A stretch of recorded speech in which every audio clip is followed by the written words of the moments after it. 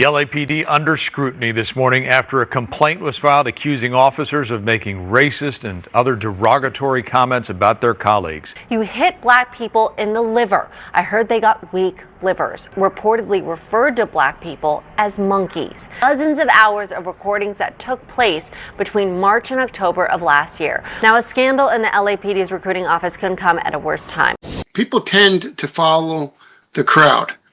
You know, I've seen many troopers that were good fathers, and they would tell their children to always do what's right, never follow the crowd, and stand by your principles.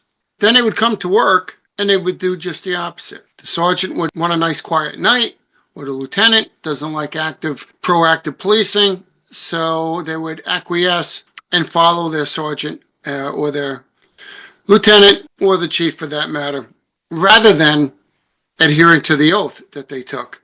So it's a common practice in human behavior. We tend to follow the herd. That's how we get dictators. That's how we get people to follow a Hitler. People tend to follow the crowd. There's a couple quotes here I want to stress.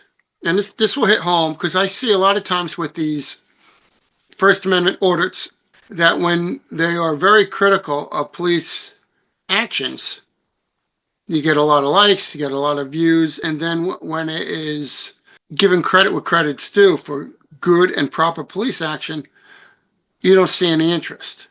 So the people that are making accusations about police officers being biased and subjective are themselves being biased and subjective. And this is what we need to do as a society and as a person. As a leader, we need to be conscious of the fact that we don't want to adhere to unconscious biases that we have, and be aware of that so we can correct our behavior and those around us. Here's a good quote. The individual has always had to struggle to keep from being overwhelmed by the tribe. If you try it, you will be lonely often and sometimes frightened, but no price is too high to pay for the privilege of owning yourself.